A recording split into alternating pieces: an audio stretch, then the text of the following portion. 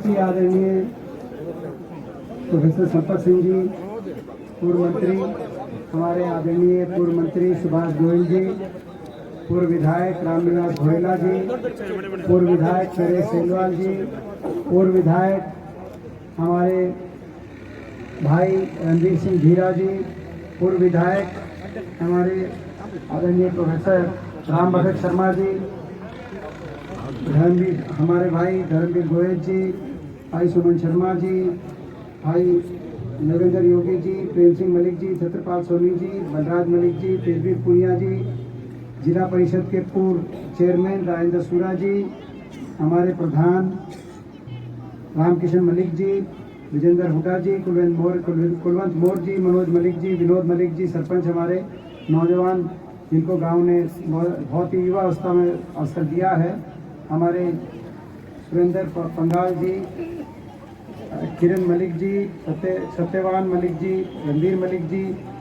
जय सिंह पाली जी, ओम प्रकाश ढांडा जी, शिव मलिक जी, शिवराज मलिक जी, दलबीर मलिक जी, शमशेर मलिक जी, हमारे भाई राम कुमार जी, हमारे भाई जस्सी पेटवाड़ जी, राम कुमार मलिक जी, और हमारे सुरेश पानू जी, कृष्ण मेहरा जी, विकास सीसर जी, बहुत से हमारे शमशेर मलिक, सभी पिता तुल्य मेरे बुजुर्ग, नौजवान साथी, माताएं बहनें, आप लोग बहुत देर से सुबह से आज इस प्रोग्राम में, क्योंकि जब प्रोग्राम लेने आए थे तो उस समय मैंने एक बात कही थी कि जी संसद का सत्र है और संसद में जाने के बाद मैं आ सकता हूँ, तो मेरे को समय लगेगा, लेकिन कहीं मैंने तो ये भी कहा था कि लगेगा, लेट हो जाऊँगा, आप देख लो, अगर मतलब जो है तो कहना ये आना जरूर है, हम प्रोग्राम थोड़ा लंबा तो सीधा पार्लियामेंट से संसद से चल के जो है इस प्रोग्राम में मैं आपके बीच में पहुंचा हूं, और उस वजह से थोड़ी देर हुई है और आप लोग बहुत देर से बैठे हो, तो मैं ज़्यादा उसमें लंबी बात या भाषण की यहाँ पे नहीं, मैं आप सब के साथ मिलकर हम याद करते हैं। आज जैसे कि अभी बता रहे थे मलिक साहब कि किसान आंदोलन में और किसान यूनियन के इतिहास में जब भी कभी इतिहास लिखा जाएगा तो 7 बास का, उमरा का और चौधरी वांगीराम जी का नाम सोने के अक्षरों में लिखा जाएगा। उनका जो सही बताया, जो शरद जोशी जी की जो सबसे पहले महाराष्ट्र के अंदर संगठन किसान बहुत अच्छी तरीके से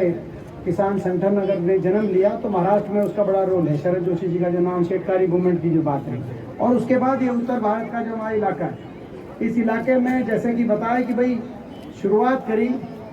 और कहीं ना कहीं जो है जब उन्होंने शुरुआत करी साथ के साथ महेंद्र सिंह टिकैत जी, और फिर धीरे धीरे टिकैत साहब का ने जिस तरीके से किसान यूनियन को, तो आज वो लड़ाई कंधे से कंधा मिलाकर साथ लड़ी, और 1988 का जो जिक्र किया वो भी एक बहुत बड़ी लड़ाई थी। 1988 में जो बोट क्लब के ऊपर वहाँ जाके रैली करी थी, और उस समय बड़ा आंदोलन हुआ, देश का किसान पहुंचा बोट क्लब पे, और वहाँ जाकर उस समय की सरकार ने तक लगभग उन मांगों को मानने का सारा काम हुआ था। तो आज हम उनको याद करते हैं, उस किसान आंदोलन को और उस युग को भी याद करते हैं, और ये हमें गर्व है कि वो हमारे इलाके से, और ये बात सही कही कि जी हमारे इलाके से जो महापुरुष हुए हैं जिन्होंने इस तरीके का योगदान दिया है, हमें कभी उस योगदान को कम नहीं आंकना चाहिए। उस योगदान का देश की किसान जगत की राजनीति में अपना स्थान है, और जब हम अपने बड़े बुजुर्ग को हम याद करेंगे तो फिर जो है पूरे देश में भी उसका उतनी इज्जत हमारी भी बढ़ती है, और हमारे इलाके की भी बढ़ती है, हमारे बड़े बुजुर्ग की भी बढ़ती है। तो मैं उमरा गांव को, 7 बास को नमन करता हूं कि आपने ये शुरुआत करी है। मुझे याद है जो 4-5 साल पहले जो ये प्रोग्राम में मेरे को आने का अवसर मिला था पहली बार, तो उस समय मेरे को जानकारी ज़्यादा नहीं थी इस विषय के बारे में और चौधरी वांगीराम जी के बारे में, लेकिन उस दिन आपने बताया, मेरे को जानकारी हुई, और इसीलिए आज जब दोबारा से ये निमंत्रण दिया, हाँ था उस दिन के और आज के 4 साल के अंतर में ये पिछले 3-4 साल गए हैं, हर तरह का समय हमने देखा। आज हम उस बात का जिक्र ना करें तो आज का ये जो हमारी सभा है इसका कोई मायने नहीं होगा कि पिछली बार जब हम यहाँ पे मेरे को आने का अवसर मिला हुआ था, हम एकत्रित हुए थे, और आज इस दौरान देश में सबसे बड़ा किसान आंदोलन हुआ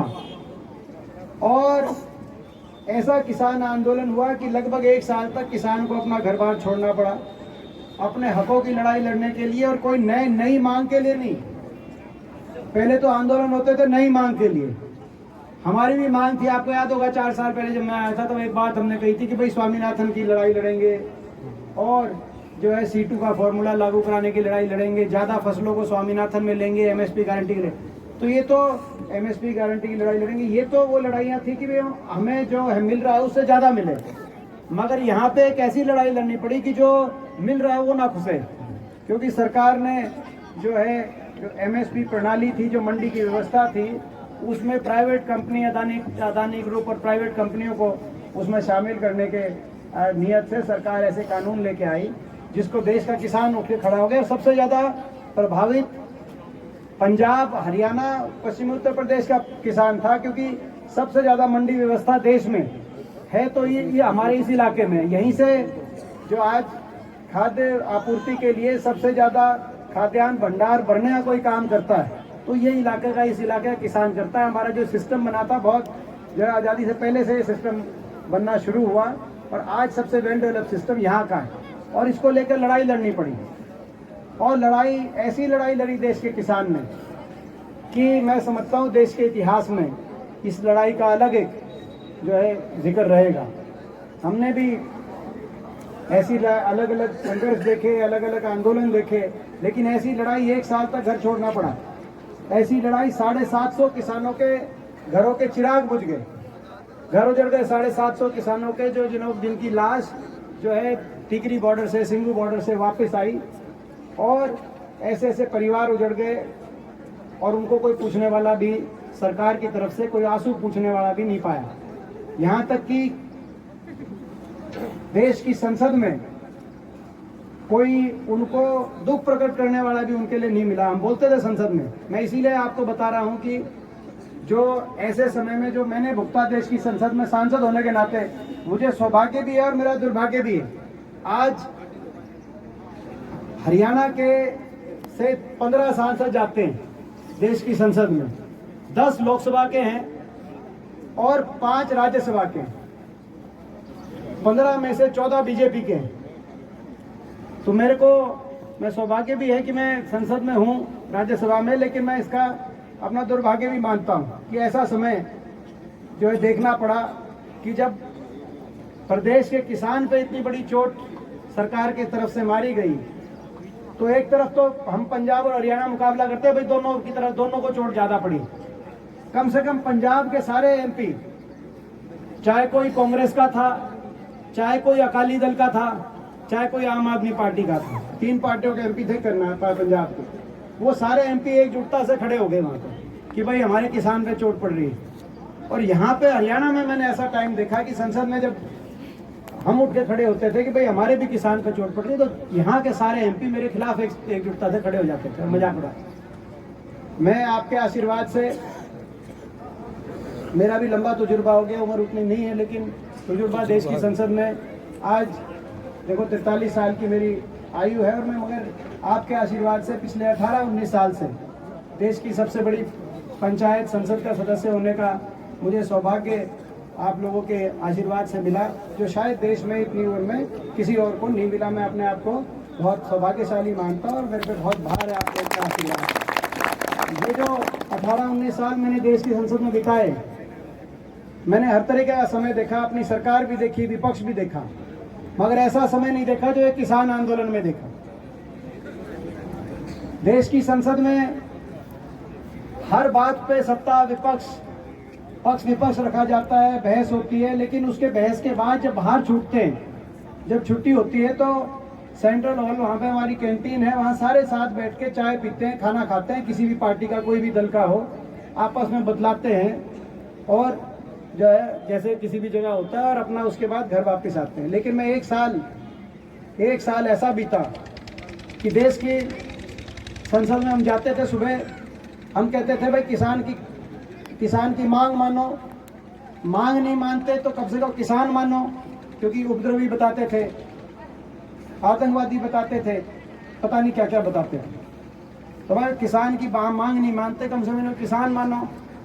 कोई देशद्रोही बताता था तो देशद्रोही बताते थे तो हम ये कहते थे वो लोग हैं आप देशद्रोही बता रहे हो जिनका एक बालक तो देश की सुरक्षा में जो है बंदूक लिए चीन और पाकिस्तान की सेना पे खड़ा है और दूसरा बालक ट्रैक्टर का स्टीयरिंग पकड़ के देश की खाद्य सुरक्षा में अपने खेत में खड़ा है। आप इनको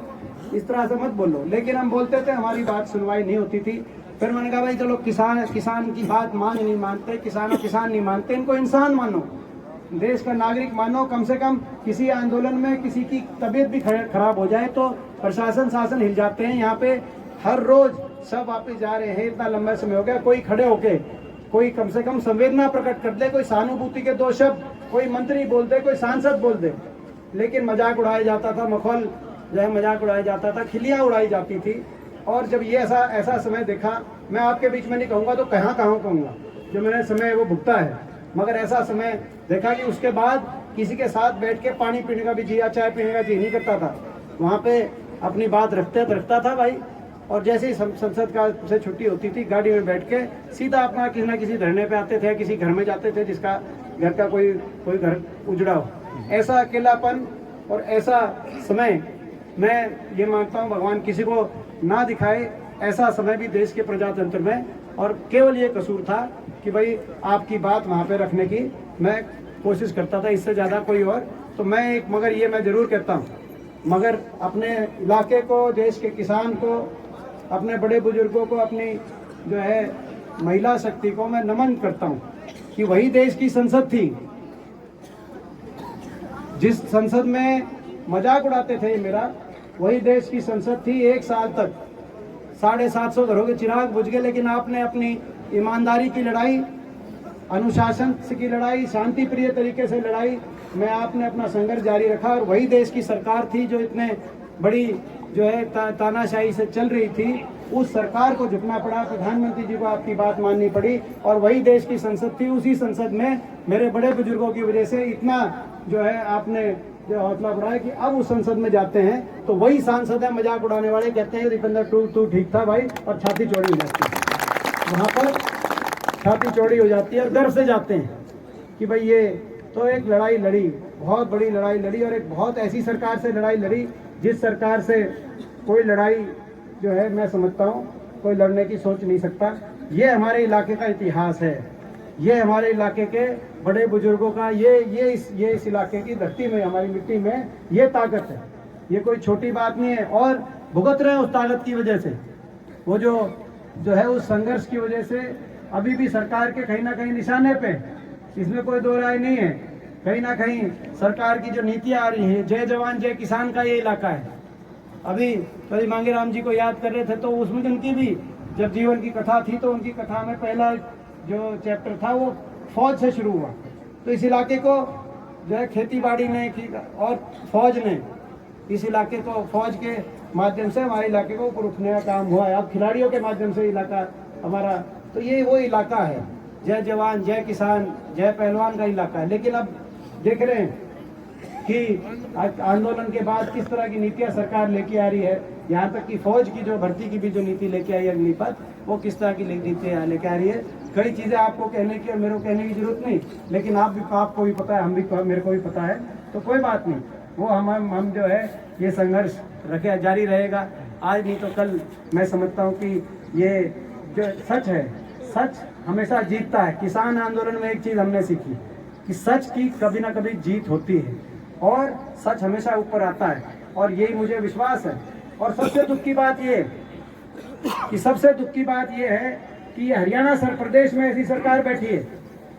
हरियाणा प्रदेश में एक ऐसी सरकार बैठी है जिस सरकार ने, दिल्ली वाले तो मजाक उड़ा ही रहे थे, हरियाणा के मंत्री भी मजाक उड़ा रहे थे, आपको याद होगा उस समय ऐसे जो है शब्द बाण आते थे, ऐसे शब्द बाण जो चला करते थे हरियाणा सरकार के मंत्री, जो जिनसे उम्मीद भी नहीं की जा सकती थी कि भाई ये भी ये बोलेगा। तो ये आज प्रदेश के किसान के साथ हुआ, और अभी भी खिलाड़ियों के साथ। मैं देख रहा था हमारे खिलाड़ी बैठे थे जंतर मंतर पे, हमारे देश के खिलाड़ी, वो देश के खिलाड़ी हैं, देश के तिरंगे को ऊंचा करने का उन्होंने काम किया है, देश के लिए मेडल लेके आए, जन गण मन का नारा का गान राष्ट्रगान अंतर्राष्ट्रीय ओलंपिक में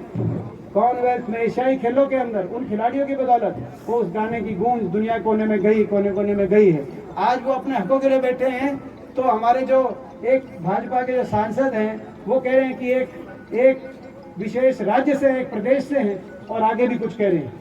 मैं उस बात में नहीं जाना चाहता, लेकिन कह रहे हैं कि एक राज्य से हैं। जब वो कह रहे हैं कि एक प्रदेश से हैं और धर्म जाति की भी बात कर रहे हैं उसमें, तो क्या प्रदेश के किसी मुख्यमंत्री को या किसी मंत्री को नहीं कहना चाहिए कि ये प्रदेश के नहीं है, हिंदुस्तान के हैं? आप ऐसी बात मत करो, हिंदुस्तान के मेडल। लेकिन प्रदेश के मुखिया, हमारे ऐसी सरकार है कि प्रदेश के मुखिया भी चुप, प्रदेश की सारी कैबिनेट भी चुप, और बीजेपी के एक सांसद को इजाजत है कि उनको एक प्रदेश का बता दो। और ये इस तरह की बात चल रही है देश में जो अच्छी नहीं है। लेकिन आज किसान, मैं भी भावुक हो गया, किसान आंदोलन की बात थी, इस बात में उसको याद करके कई बातें, मगर मैं ये मानता हूँ